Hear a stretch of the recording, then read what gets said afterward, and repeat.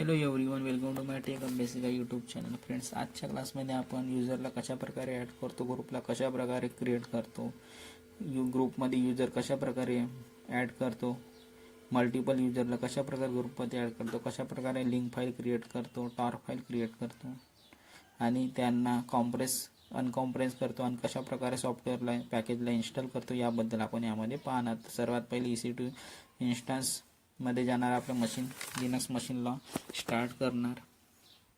Linux मशीनला start करण्यासाठी EC2 इन्स्टन्समध्ये जाणार.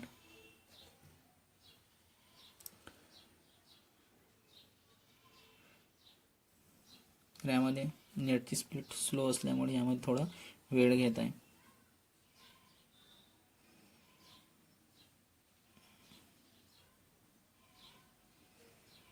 तर बघा, यामध्ये आपली मशीन लोड होत आहे. तर बघा, स्टॉप स्टेटमध्ये आहे, याला सिलेक्ट करणार आणि इन्स्टन्स स्टेटमध्ये जाऊन मशीनला स्टार्ट करणार. स्टार्ट इन्स्टन्सवर जाऊन आता मशीन स्टार्ट झाली, पेंडिंग स्टेटमध्ये दाखवत आहे. यानंतर रिफ्रेश करणार.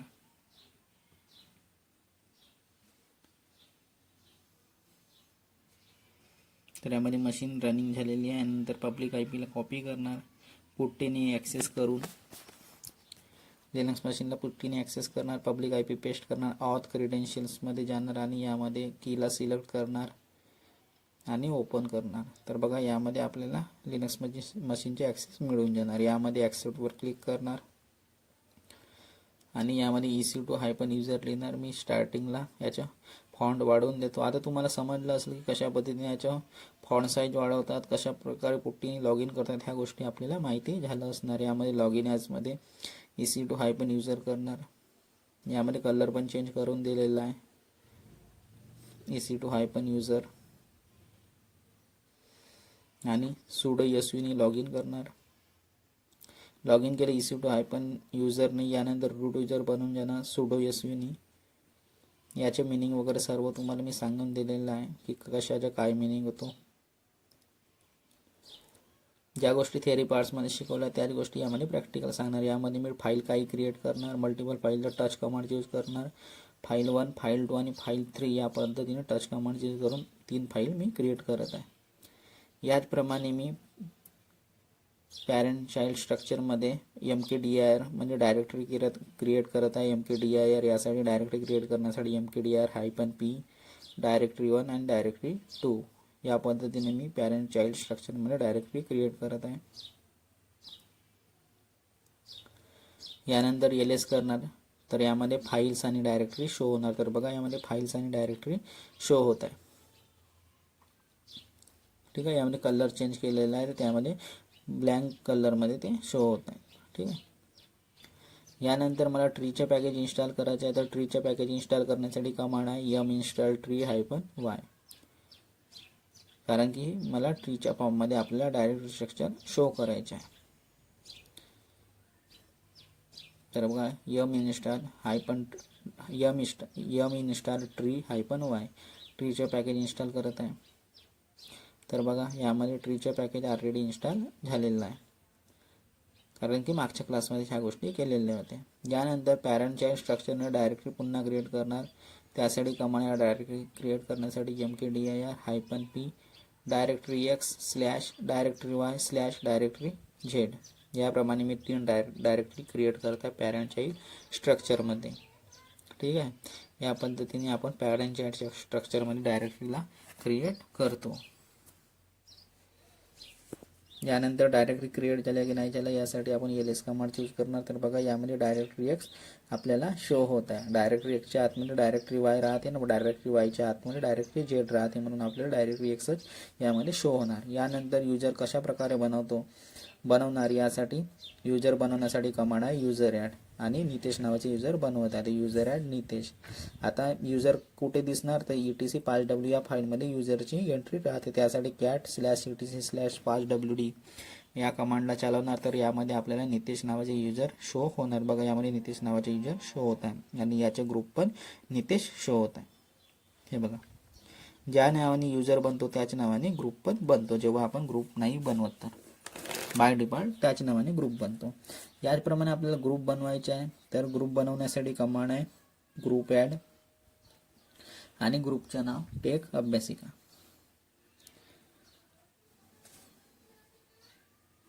तर याप्रमाणे आपण टेक अभ्यासिका नावाच्या यामध्ये ग्रुप बनवत आहे. त्यासाठी कमांड आहे ग्रुप ॲड ग्रुप बनवण्यासाठी. यानंतर ग्रुप बनलं की नाही आपल्याला चेक करणार यासाठी फाईल आहे ETC ग्रुप. तर यामध्ये cat/etc/group या कमांडला रन करणार. तर बघा यामध्ये ग्रुप बनलेला असणार टेक अभ्यासिका नावाचा आणि यामध्ये युजरचे नाव पण आपल्याला यामध्ये शो होणार. बघा टेक अभ्यासिका नावाच्या यामध्ये ग्रुप बनलेला आहे आणि यामध्ये वर नितेश युजर पण आपल्याला शो होत आहे.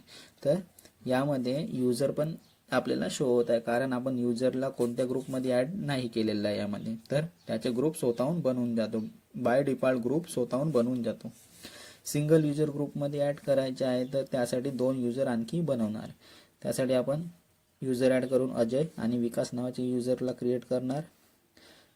युजर ॲड अजय आणि पुन्हा एक विकास नावाचे युजर बनवणार युजर ॲड विकास. तर बघा यामध्ये 2 युजर ॲड केलेले आहे. तर आता यांना पण पाहूया आपण. तर यामध्ये 2 युजर ॲड झालेले आहे. आता या मला नितेश नावाचे युजरला या टेक अभ्यासिका ग्रुपमध्ये ॲड करायचे आहे. तर त्यासाठी कमांड आहे G5W-A एक युजरला ॲड करण्यासाठी मला नितेश युजरला ॲड करायचे आहे. तर नितेश युजर लिहिणार आणि टेक अभ्यासिका या ग्रुपचे नाव लिहिणार. तर या पद्धतीने आपण एक युजरला ग्रुपमध्ये ॲड करू शकतो. त्यासाठी आपण G5W कमांडसोबत -A यूज करणार. तर बघा G5W-M नितेश युजरचं नाव आणि टेक अभ्यासिका. तर बघा यामध्ये नितेश युजर ॲड झालेला लिहून पण आलेलं आहे की यामध्ये नितेश युजर या ग्रुपमध्ये टेक अभ्यासिका ग्रुपमध्ये ॲड झालेला आहे. आणि मल्टिपल युजरला ॲड करण्यासाठी आपण M यूज करतो. याचप्रमाणे आपल्याला मल्टिपल युजर ग्रुपमध्ये ॲड करायचे आहे. तर त्यासाठी कमांड लिहिणार G5W-M आणि यामध्ये अजय अँड विकास या दोन्ही युजरला या टेक अभ्यासिका ग्रुपमध्ये ॲड करणार. तर मल्टिपल युजरला ॲड करण्यासाठी आपण -M यूज करतो. तर बघा यामध्ये कमांड चालवणार G5W-M अजय विकास कॉमा देऊन आणि टेक अभ्यासिका या ग्रुपचे नाव लिहिणार. तर यामध्ये मल्टिपल युजर या ग्रुपमध्ये ॲड होऊन जाणार. आता यांना ग्रुपमध्ये युजर ॲड झाले की नाही यांना पाहण्यासाठी cat/etc/group या फाईलमध्ये आपण चेक करणार. तर यामध्ये आपल्याला हे 2 युजर ॲड झालेले शो होणार. बघा ठीक आहे अजय आणि विकास यामध्ये 2 युजर या ग्रुपमध्ये ॲड झालेले आहेत यामध्ये शो होत आहे. ठीक आहे यामध्ये वरती याप्रमाणे आपण मल्टिपल युजरला ग्रुपमध्ये ॲड करू शकतो. आता सॉफ्ट लिंक आणि हार्ड लिंक यासाठी एक फाईल बनवणार. तर पहिले त्याची एक फाईल मध्ये ॲड करणार. ठीक आहे सॉफ्ट लिंक हार्ड लिंक यासाठी एक फाईल बनवणार आणि त्याच फाईलमध्ये ॲड करणार. तर कॅट देऊन ग्रेटर दॅन देऊन फाईल 1 लिहिणार. Cat double greater than file 1 यामध्ये लिहितो हेलो गुड मॉर्निंग आणि फाईलला सेव्ह करणार Ctrl+D ने.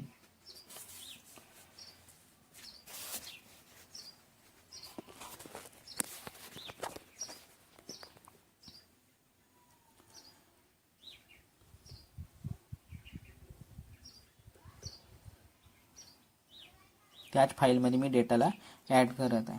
यानंतर फाईलला चेक करणार कॅट फाईल 1 फाईलला चेक करण्यासाठी काय लिहिलं बाबा. तर बघा यामध्ये पहिलेचे पण डेटा आपल्याला यामध्ये शो होत आहे. ठीक आहे आताचे पण शो होत आहे हेलो गुड मॉर्निंग आणि याच्या पहिले जो पण लिहिला तो डेटा पण आपल्याला शो होत आहे. आता आपल्याला सॉफ्ट लिंक बनवायची आहे म्हणजे शॉर्टकट बनवायचे आहे. तर त्यासाठी कमांड मी आपल्याला सांगितलं आहे -S कमांडचं आपण यूज करतो. S म्हणजे सॉफ्ट लिंक.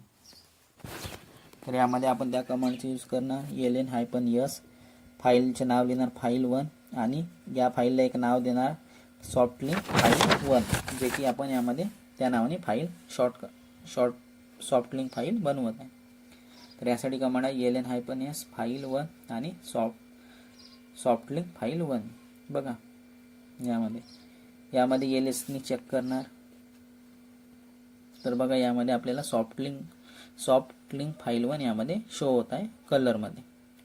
याचप्रमाणे आपल्याला -L कमांडने आपण पाहूया. तर यामध्ये आपल्याला दोन्ही शो होणार, सॉफ्ट लिंक आणि कोणत्या फाईलपासून बनवलं त्या फाईलचे पण आपल्याला यामध्ये नाव शो होणार. बघा ॲरोचे साईन देऊन आपल्याला फाईल 1 आणि सॉफ्ट लिंक फाईल 1 या दोन्ही फाईल आपल्याला यामध्ये शो होत आहे की ही या कमांडनी सॉफ्ट लिंक आणि हार्ड लिंक आहे हे या गोष्टी आपल्याला समजणार. यामध्ये बघा लिंक आपल्याला यामध्ये शो होत आहे, हे बघा यल यामध्ये शो होता आणि यामध्ये ही सॉफ्ट लिंक आहे ह्या गोष्टी पण आपल्याला समजून येत आहे. हार्ड लिंक आहे का सॉफ्ट लिंक आहे ही गोष्टी यामध्ये क्लिअर आपल्याला समजून येत आहे. या ॲरोनी पण माहिती होती की सॉफ्ट लिंक आहे म्हणून आपण यलनी पण आपल्याला यलनी पण माहिती होते सॉफ्ट लिंक आहे म्हणून सर्वात पहिला जो अल्फाबेट आहे तो आहे यल. यानंतर कॅट सॉफ्ट लिंक फाईल 1 यामध्ये डेटा पाहणार काय आहे तर बघा तर यामध्ये आपल्याला डेटा शो होणार सॉफ्ट लिंक फाईल 1 कॅट करून. तर बघा यामध्ये ज्या फाईल 1 मध्ये जो डेटा आहे तोच आपल्याला सॉफ्ट लिंक मध्ये पण आपल्याला डेटा शो होत आहे.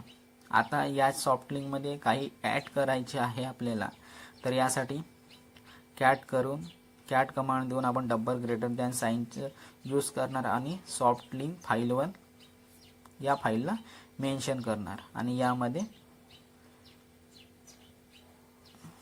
एक वर्ड लिहिणार न्यू डेटा अपडेटेड, म्हणजे आपण या डेटाला आपण अपडेट करत आहोत ह्या गोष्टी यामध्ये आपण मेन्शन करत आहे. तर बघा यामध्ये लिहित आहे new data updated, new data updated. मी म्हटलं होतं लिनक्स कलरिंग दुनिया म्हणून. बघा यामध्ये कलर पण चेंज केला, सर्व गोष्टी चेंज केल्या फॉन्टचे वगैरे. ठीक आहे, Ctrl+D करून बाहेर आलेलं. आता सॉफ्ट लिंकच्या डेटा फाईलमध्ये शो होत आहे की नाही ह्या गोष्टी आपण चेक करणार. तर यासाठी कमांड आहे कॅट फाईल 1. तर यामध्ये बघा जो नवीन डेटा अपडेट केला आहे तो यामध्ये अपडेट शो होत आहे. न्यू डेटा अपडेटेड पण आपल्याला शो होत आहे. सॉफ्ट लिंकमध्ये डेटा अपडेट केलं तर तो फाईल 1 मध्ये पण शो होत आहे. बॅकएंडमध्ये शॉर्टकटमध्ये पण होऊन जाणार. शॉर्टकट म्हणजे त्या फाईलला फास्ट ॲक्सेस करण्याची मेथड आहे, ते सॉफ्ट लिंक आपला यामध्ये काम करतो. जो पण सॉफ्ट लिंकमध्ये अपडेट करणार तो फाईल 1 मध्ये आपल्याला शो होणार, कारण सॉफ्ट लिंक जवळ स्वतःचं काहीही नाही आहे, फक्त कनेक्टेड आहे आपल्या ॲक्च्युअल फाईलसोबत. आता मी ओरिजिनल फाईलला डिलीट करणार, तर फाईल 1 ओरिजिनल फाईल आहे ही सॉफ्ट लिंक फाईल 1 लिंक आहे. ठीक आहे, फाईल 1 याची ओरिजिनल आहे आणि सॉफ्ट लिंक फाईल 1 ही लिंक फाईल आहे. तर आता यामधून मी ओरिजिनल फाईलला डिलीट करतो. तर मी तुम्हाला सांगितलं होतं की सॉफ्ट लिंक म्हणजे शॉर्टकट होते. अगर ओरिजिनल फाईल डिलीट झाली तर सॉफ्ट लिंकमध्ये काहीही डेटा राहणार नाही. तर आता मी त्याच गोष्टी मी करून दाखवतो. तर यामध्ये मी आपल्याला ओरिजिनल फाईल डिलीट करून दाखवणार आणि त्यानंतर मी त्या सॉफ्ट लिंकमध्ये दाखवणार तुम्हाला की काय डेटा अवेलेबल राहतो की नाही. तर त्यासाठी कमांड आहे rm-rf फाईल 1. तर बघा यामध्ये ls करणार, तर यामध्ये सॉफ्ट लिंकचे पूर्ण कलर चेंज होऊन जाणार. तर बघा यामध्ये सॉफ्ट लिंक फाईल 1चं पण कलर चेंज झाला आता आणि फाईल 1 डिलीट झालेली आहे. आता ही लिंक नॉन ॲक्सेसिबल आहे, म्हणजे ही लिंक आता करप्ट झालेली आहे. जे शॉर्टकट होता तो करप्ट झालेला आहे. तर जेव्हा ॲक्च्युअल फाईल डिलीट झाली तर सॉफ्ट लिंक राहणार नाही, फक्त आपल्याला शो होत आहे परंतु ही ॲक्सेसिबल नाही राहणार. तर यासाठी आता बघा सॉफ्ट लिंकमध्ये जाऊन आपण चेक करणार. तर बघा यासाठी कमांड आहे कॅट सॉफ्ट लिंक फाईल 1 यामध्ये लिहिणार. तर यामध्ये आपल्याला एक मेसेज शो होणार no such a file or directory. हा मेसेज आपल्याला शो होणार कारण की आपण शॉर्ट लिंकला डिलीट केलेलं आहे, सॉफ्ट लिंकला डिलीट केलेलं आहे. तर बघा यामध्ये आपल्याला शो होणार. तर बघा no such a file or directory यामध्ये आपल्याला शो होता, म्हणजे सॉफ्ट लिंक यामधून रिमूव्ह झालेली आहे. हे आपल्याला दिसत राहणार परंतु ही ब्लँक आहे सॉफ्ट लिंक. याला पण आपण डिलीट करूया. तर याला डिलीट करण्यासाठी rm-rf सॉफ्ट लिंक फाईल 1. तर यामधून ही सॉफ्ट लिंक डिलीट होऊन जाणार. फक्त आता ब्लँक आहे, ती फक्त शो होत राहणार म्हणून आपण याला डिलीट करून घेणार. तर यासाठी कमांड आहे rm-rf. ठीक आहे, आपलं मला प्रॅक्टिस आहे म्हणून मी ह्या गोष्टी आता यामध्ये यूज करत आहे rm-rfच्या. तर बघा यामधून आपली सॉफ्ट लिंक डिलीट झालेली आहे. याप्रमाणे आपण सॉफ्ट लिंकला क्रिएट करू शकतो, म्हणजे शॉर्टकट क्रिएट करू शकतो. आता आपण गोष्ट करणार हार्ड लिंक म्हणजे बॅकअप फाईलची किंवा डुप्लिकेट फाईलची. तर बघा यामध्ये पण मी एक्झाम्पल सोबत तुम्हाला समजून सांगत आहे. हार्ड लिंक क्रिएट करण्यासाठी यामध्ये एक फाईल क्रिएट करणार, डेटा फाईल, त्याच फाईलमध्ये डेटा ॲड करणार. त्यासाठी कमांड देणार cat double greater than file 2 आणि यामध्ये लिहिणार न्यू फाईल लेटेस्ट डेटा आणि Ctrl+D देऊन यामधून फाईलमधून बाहेर येणार. तर यामध्ये बघा हार्ड लिंक क्रिएट करण्यासाठी कमांडचा यूज करतो ln कमांडचं. तर आपण file2 पासून आपण हार्ड लिंक क्रिएट करत आहोत. त्यासाठी मी ln कमांड देणार. file2चे नाव ज्यापासून आपण फाईल बनवत आहे हार्ड लिंक क्रिएट करत आहे आणि त्यानंतर हार्ड लिंक 2 या फाईलला मी एक नाव देत आहे. ठीक आहे, ln file2 आणि हार्ड लिंक 2. यानंतर ls करणार. ls तर बघा यामध्ये हार्ड लिंक 2 यामध्ये शो होत आहे, परंतु यामध्ये कलर शो नाही होत आहे. फाईल प्रमाणेच यामध्ये शो होत आहे, म्हणजे ही बॅकअप फाईल आहे. ठीक आहे, हार्ड लिंक म्हणजे बॅकअप फाईल. बघा फाईल प्रमाणे यामध्ये कलरमध्ये शो होत आहे, त्याच कलरमध्ये शो होत आहे, सेम कलरमध्ये. आता ls-l करणार. तर बघा ls-l करणार. काही शो नाही होत आहे, नॉर्मल फाईल प्रमाणे यामध्ये शो होत आहे. बघा समोर पण डॅश शो होत आहे बघा, आणि फाईल प्रमाणे शो होत आहे. हार्ड लिंक ही काही लिंक फाईल नाही आहे, ही बॅकअप फाईल आहे. फाईल तर म्हणून ही फाईल प्रमाणेच या फाईलला ट्रीट केलं जाणार. आता यामध्ये काय डेटा आहे या गोष्टीला चेक करण्यासाठी आपण यामध्ये कॅट कमांडचा यूज करणार. कॅट आणि फाईलचे नाव हार्ड लिंक 2. ठीक आहे, हार्ड लिंक जी आहे ही बॅकअप फाईल आहे, म्हणून ही फाईल प्रमाणेच ट्रीट केली जाणार. यामध्ये कॅट हार्ड लिंक 2. तर बघा यामध्ये पूर्ण डेटा आपल्याला शो होत आहे, जो पण लिहिला आहे तो. आता हार्ड लिंकमध्ये काही अपडेट करतो, तर यामध्ये जो डेटा आहे तो डेटा सिंक्रोनाइज होतो. म्हणजे ज्या आपण बॅकअप फाईलमध्ये जो डेटा ठेवणार तो आपल्या ओरिजिनल फाईलमध्ये पण डेटा सिंक्रोनाइज होणार, म्हणजे त्या फाईलमध्ये पण डेटा सेम शो होणार. तर यामध्ये कॅट करून $! आणि हार्ड लिंक 2 याप्रमाणे डेटा फाईल क्रिएट करता यामध्ये, म्हणजे या हार्ड लिंकमध्ये मी डेटा ॲड करत आहे. तर त्यासाठी कॅट $! हार्ड लिंक 2 लिहिणार आणि यामध्ये डेटा लिहिणार हार्ड लिंक अपडेटेड समथिंग. यामध्ये अशा पद्धतीने काही वर्ड लिहिणार, म्हणजे आपल्याला माहिती होणार की मी या फाईलला अपडेट केलेलं आहे. यानंतर Ctrl+D देऊन मी या फाईलला सेव्ह करणार आणि बाहेर येणार. आता या डेटाला ॲक्च्युअल फाईलमध्ये चेक करणार. ठीक आहे, आता हाच डेटा मी कॅट म्हणजे file2 मध्ये चेक करणार. त्यासाठी कॅट आणि file2 नाव देणार. तर बघा यामध्ये पण डेटा शो होत आहे, सेम शो होत आहे. हार्ड लिंक अपडेटेड समथिंग आणि जुनं डेटा पण यामध्ये शो होत आहे, म्हणजे आताच्या आणि जुनं डेटा दोन्ही डेटा यामध्ये शो होत आहे. तर ॲक्च्युअल डेटामध्ये अपडेट केलेलं आहे मी. ठीक आहे, बघा यामध्ये आता ॲक्च्युअल फाईलमध्ये मी अपडेट करतो डेटाला. तर बघा कॅट $! आणि file2 मी पहिले हार्ड लिंकमध्ये क्रिएट केलेलं होतं, म्हणजे बॅकअप फाईलमध्ये डेटा अपडेट केलं होतं. आता मी ओरिजिनल फाईलमध्ये डेटा अपडेट करतो. तर बघा काय होते. तर यासाठी कमांड आहे कॅट $! file2. तर ॲक्च्युअल फाईल अपडेटेड याप्रमाणे मी यामध्ये लाईन लिहित आहे आणि Ctrl+D देऊन मी बाहेर येत आहे. म्हणजे यामध्ये ओरिजिनल फाईल आणि बॅकअप फाईल ह्या दोन्ही सेम असतात. ह्या गोष्टी मला सांगायच्या आहे तुम्हाला, की एक फाईल डिलीट झाली तरी आपल्याला एक बॅकअप फाईल राहते. आता हार्ड लिंक चेक करणार, तर त्यासाठी कमांड आहे कॅट हार्ड लिंक 2.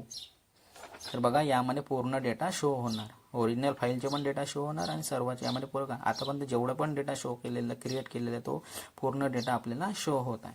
म्हणजे जो हार्ड लिंकमध्ये लिहिणार तो ॲक्च्युअल फाईलमध्ये डेटा शो होणार आणि जो ॲक्च्युअल फाईलमध्ये डेटा लिहिणार तो हार्ड लिंकमध्ये शो होणार. म्हणून मी तुम्हाला सांगत आहे की हे दोन्ही हे एकमेकाचे बॅकअप आहे. यामुळे पुन्हा दुसऱ्या फाईलमध्ये डेटा अपडेट नाही करावं लागणार, आपोआप डेटा अपडेट होत राहणार. ओरिजिनल फाईल असो किंवा बॅकअप फाईल असो, यामध्ये दोन्ही डेटा यामध्ये अपडेट होत राहणार. ठीक आहे, म्हणजे एक फाईल डिलीट झाली, ओरिजिनल फाईल डिलीट झाली तरी आपण बॅकअप फाईलमधून डेटा रिकवर करू शकतो. आता मी एक फाईलला डिलीट करणार आणि दुसरी फाईल डिलीट होणार काय ह्या गोष्टी मी पाहणार. बघा एक फाईलला डिलीट करणार तर दुसरी फाईल डिलीट होते का ही गोष्टी पाहणार. त्यासाठी कमांड आहे rm-rf file2. ls करणार तर यामधून file2 डिलीट झालेली आहे. आता हार्ड लिंक चेक करतो, तर काय हार्ड लिंकमध्ये डेटा शो होत आहे की नाही ह्या गोष्टी चेक करणार. यासाठी कमांड आहे कॅट हार्ड लिंक 2. तर बघा मी म्हटलं होतं की ओरिजिनल फाईल डिलीट झाली तरी आपल्या बॅकअप फाईलमध्ये आपला डेटा अवेलेबल राहतो. तर बघा आपल्या बॅकअप फाईलमध्ये आपला डेटा जसंच्या तसं यामध्ये अवेलेबल आहे. तर आपली ओरिजिनल फाईल डिलीट झाली तरी backup file as it is राहणार. तर याच्या फ्युचरमध्ये आपण यूज करू शकतो जेव्हा पण आपल्याला गरज आहे तेव्हा. तर हा असतो हार्ड लिंक फाईलचा फायदा, की कशा प्रकारे आपण हार्ड लिंक क्रिएट करून आपण एक बॅकअप फाईल क्रिएट करू शकतो. ठीक आहे, शॉर्टकटचं काही तेवढा फायदा नाही आहे. आता यानंतर आहे टार फाईल, की कशा पद्धतीने आपण टेप आर्कावी करू शकतो. टारचं फुल फॉर्म आहे टेप आर्कावी, म्हणजे मिनिंग आहे त्याचं. तर बघा यामध्ये ट्री दाखवून देतो ट्री स्ट्रक्चरमध्ये. तर बघा यामध्ये ट्रीमध्ये पूर्ण फाईल डायरेक्टली आपण ते आपल्याला शो होत आहे. आता टारचे यूज काय आहे, की आपल्याला मल्टिपल फाईलला अगर एक सिंगल फाईल बनवायची आहे तर आपण टार कमांडचं यूज करतो, म्हणजे त्यांना आपण ग्रुप करतो. तर मला यामधून मला या तिन्ही डायरेक्टरीला मला एक करायचं, डायरेक्टरी एक्स, डायरेक्टरी वाय आणि डायरेक्टरी झेडला यांना एक करायचं. तर त्यासाठी कमांड आहे टार -cvf, म्हणजे क्रिएट वर्बस फोर्स, आणि डायरेक्टरी एक्स डॉट टार या डायरेक्टरीला या नावाने बनवायची आहे. डायरेक्टरी एक्स डॉट टार म्हणजे एक्सटेन्शन आपल्याला द्यावं लागणार, टार एक्सटेन्शन, आणि त्या डायरेक्टरीचे नाव तर मला या नावाने बनवायची आहे. डायरेक्टरी एक्स डॉट टार नावाने मला बनवायची आहे. त्यानंतर त्या डायरेक्टरीचे नाव देणार डायरेक्टरी एक्स, या फाईलला मला बनवायचे आहे. तर बघा टार -cvf मी एक नाव देतो डायरेक्टरी एक्स डॉट टार, आणि डायरेक्टरी एक्स या फाईलला बनवायचे आहे. तर एल करणार, तर बघा यामध्ये डायरेक्टरी एक्स आणि डायरेक्टरी एक्स डॉट टार या दोन्ही यामध्ये शो होत आहे. आता मला डायरेक्टरी एक्सची गरज नाही, तर मी या फाईलला यामधून डिलीट पण करू शकतो. यामध्ये टार फाईल कलरमध्ये पण शो होणार. तर याच्या साईज पण पाहाल तर यामध्ये LSI पण एल करणार, तर बघा याचे साईज पण 10,240 यामध्ये साईज पण शो होत आहे डायरेक्टरी एक्स डॉट टार. ठीक आहे, आता यामध्ये डायरेक्टरी एक्स डॉट टार फाईल ट्रीट होत आहे, हायपनमध्ये शो होत आहे. बघा हायपनमध्ये पण शो होत आहे. आपण कधी झिप फोल्डर नाही म्हणत, झिप फाईल म्हणतो.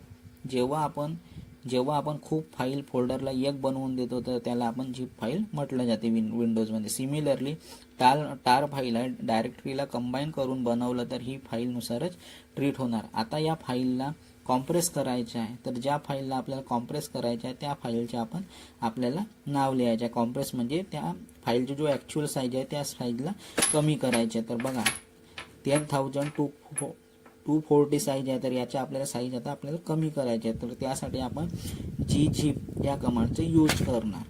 कॉम्प्रेस करायचे आहे तर म्हणजे साईज कमी करायचे आहे. gzip आणि डायरेक्टरी एक्स डॉट टार म्हणजे ज्या नावाने बनलेली आहे त्याचं नाव देणार. तर gzip डायरेक्टरी एक्स डॉट टारचं नाव लिहिणार. आता LS करणार, तर बघा याचे एक्सटेन्शन पण चेंज होऊन जाणार. gzip लावलं तर याचे एक्सटेन्शन gz यामध्ये ॲड झालेलं आहे. तर डायरेक्टरी एक्स डॉट टार डॉट gz आता ही फाईल कॉम्प्रेस झालेली आहे. आता LS-L करून याचे साईज पाहणार, तर बघा gzip केले तर त्याची एक्सटेन्शन पण टारच्या समोर यामध्ये ॲड होऊन जातो, म्हणजे कॉम्प्रेस झालेली आहे ही गोष्ट यामध्ये शो करत आहे. आता LS-L करणार, तर बघा याची साईज किती झाली आहे, झाला आहे 153 झालेला आहे. यामध्ये साईज खूप कमी झालेला आहे, म्हणजे ही फाईल आपल्याला कॉम्प्रेस होऊन बनलेली आहे. आता फ्युचरमध्ये या फाईलला आपल्याला अनकॉम्प्रेस करायचे आहे, तर पुन्हा त्याच साईजमध्ये आणायचे आहे. तर मागे बघा यामध्ये करणार आपण, म्हणजे जो 10,240 साईज होतो तोच आपल्याला पुन्हा साईजमध्ये आणायचे आहे. म्हणजे आपल्याला जे कॉम्प्रेस केलेलं आहे त्या साईजला नाही ठेवून आपल्याला पुन्हा परिस्थिती ज्या साईजमध्ये फाईल होती त्याच साईजमध्ये आपल्याला पुन्हा परत आणायची आहे. तर त्यासाठी आपल्याला अनकॉम्प्रेस करावं लागणार. अनकॉम्प्रेस करण्यासाठी कमांड आहे unzip, आणि ज्या फाईलचे नाव होतं gz एक्सटेन्शन सोबत त्या फाईलचे आपल्याला नाव लिहावं लागणार. तर यासाठी कमांड आहे unzip डायरेक्टरी एक्स डॉट टार डॉट gz. तर जे 153 साईजची फाईल बनलेली होती ती 10,240 या ओरिजिनल फाईलमध्ये शो होऊन जाणार. तर आता डायरेक्टरी बघा यामध्ये unzip आणि डायरेक्टरी एक्स डॉट टार डॉट gz. तर आपली जी फाईल आहे ती डायरेक्टरी एक्स डॉट टार या एक्सटेन्शनमध्ये येऊन जाणार, आणि याचे साईज पण आपण पाहणार तर 10,240 येऊन जाणार, म्हणजे अनकॉम्प्रेस करत आहे या फाईलला. तर बघा LS-L करणार, तर बघा ज्यामध्ये डायरेक्टरी एक्स डॉट टार एक्सटेन्शनने शो होत आहे कलरमध्ये, आणि यामधून gz रिमूव्ह झालेला आहे. याचे साईज पाहिलं तर याचे साईज ओरिजिनल साईजमध्ये झालेला आहे 10,240. बघा ओरिजिनल साईज शो होत आहे. तर याप्रमाणे आपण फाईलला कॉम्प्रेस करू शकतो, आपल्याला वाटते तर अनकॉम्प्रेस पण करू शकतो. आता या टार फाईलला पण आपल्याला रिमूव्ह करायचे आहे, या टार एक्सटेन्शनला, तर आपण याला पण आपण रिमूव्ह करू शकतो. त्यासाठी कमांड आहे tar-xvf directory-x.tar, म्हणजे त्या फाईलचे नाव टार एक्सटेन्शनवाले. ठीक आहे. सीच्या जागी यामध्ये एक्स यूज करतो रिमूव्ह करण्यासाठी. यानंतर एल करणार तर बघा directory-x.tar हे आपल्याला शो होत आहे. आता आपल्याला यामधून रिमूव्ह करायचे आहे, तर rm डायरेक्टरी x याचे आपण नाव देणार. तर यामधून ही फाईल रिमूव्ह होऊन जाणार. एल करणार यामध्ये. आता पुन्हा आपल्याला टार फाईल आता बघा, आता यामधून directory-x.tar पण आपल्याला यामधून रिमूव्ह करायचे. तर बघा tar-xvf directory-x.tar लिहिणार. तर बघा यामध्ये आपली ओरिजिनल फाईल येऊन जाणार, डायरेक्टरी x राहणार. आता directory-x.tar. तर बघा यामध्ये एल करणार तर यामध्ये directory-x शो होऊन जाणार. तर बघा यामध्ये directory-x शो होत आहे. तर यामध्ये directory-x.tar शो होत राहणार. आपल्याला वाटतं तर याला पण आपण डिलीट करू शकतो. तर याप्रमाणे आपण कोणत्या पण फाईलला कॉम्प्रेस, अनकॉम्प्रेस किंवा मल्टिपल फाईलला एक करायचे, ग्रुपिंग करायचे, तर आपण टार कमांडचा यूज करू शकतो. आता आपल्याला कोणत्या पण फाईलला डाउनलोड करायचे, तर त्यासाठी आपण कोणत्या कमांड यामध्ये wget कमांडचा यूज करतो लिनक्समध्ये.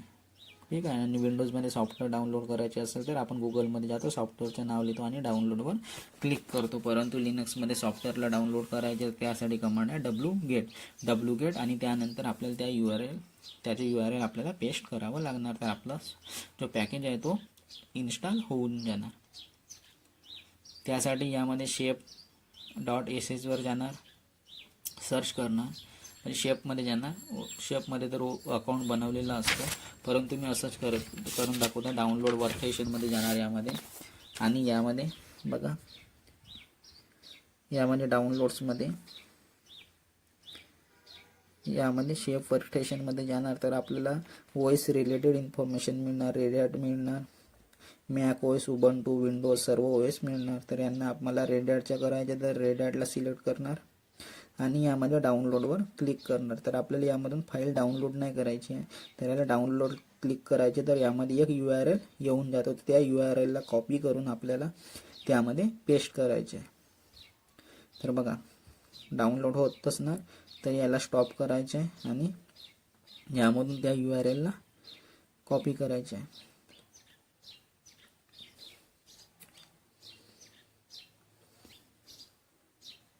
त्या URLला कॉपी करायचे आहे आणि त्यामध्ये आपल्या कमांडमध्ये पेस्ट करायचे आहे.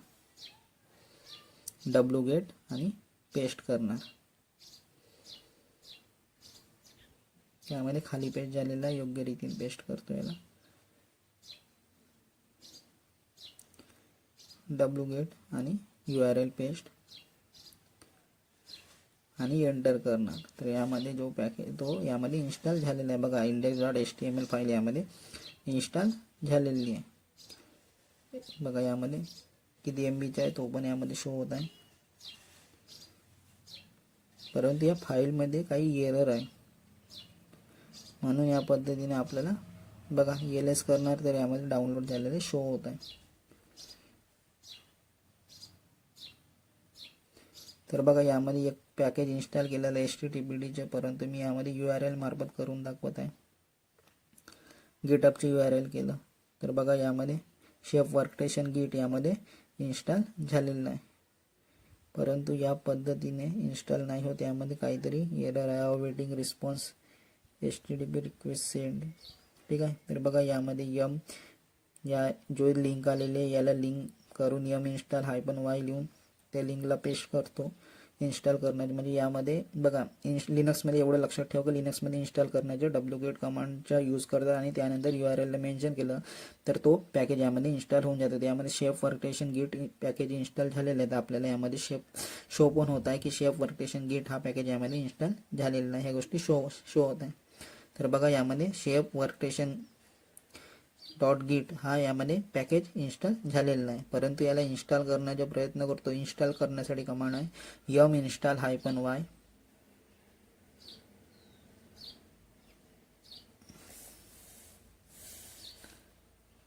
आणि पॅकेजचे नाव लिहिणार तर यामध्ये इन्स्टॉल होऊन जाणार. ठीक आहे. किंवा नाही होत असेल तर rpm-qa आणि ह्या URL ला मेन्शन केलं तर तो पॅकेज इन्स्टॉल होऊन जातो. त्यासाठी कमांड वेगळी राहते. परंतु मला यामध्ये एक एरर येत आहे प्रॅक्टिकल करताना की या URL मध्ये काहीतरी प्रॉब्लेम आहे. यामुळे यामध्ये जो पॅकेज आहे तो इन्स्टॉल नव्हता आहे. बघा नो मॅच फॉर आर्ग्युमेंट बघा एरर शो होत आहे. म्हणजे या लिंकमध्ये काहीतरी एरर आहे. परंतु एवढं लक्षात ठेवा की आपल्याला wget कमांड आणि त्यानंतर URL मेन्शन केलं तर तो आपला पॅकेज डाउनलोड होऊन जातो. आणि इन्स्टॉल करण्यासाठी कमांड आहे -y आणि त्या पॅकेजचे नाव तर पॅकेज इन्स्टॉल होऊन जातो. तर यामधून rm-rf करून सर्व यामधून रिमूव्ह करून देत आहे. बघा हा या पद्धतीने प्रॅक्टिकल समजलं असणार. यानंतर ls करणार आणि vshape तर या बघा यामधून फाईल ही डिलीट झालेली आहे तर आपल्याला काही शो नाही होणार. बघा ठीक आहे. आता फाईल 3 ला पण चेक करणार कॅट फाईल 3 तर यामधून पण काही डेटा आपल्याला शो नाही होणार. बघा नो सच फाईल डायरेक्टली लिहून आलेला. तर या पद्धतीने आपण युजर ॲड करू शकतो, ग्रुप ॲड करू शकतो, ग्रुपमध्ये मल्टिपल युजर ॲड करू शकतो. फ्रेंड्स या व्हिडिओमध्ये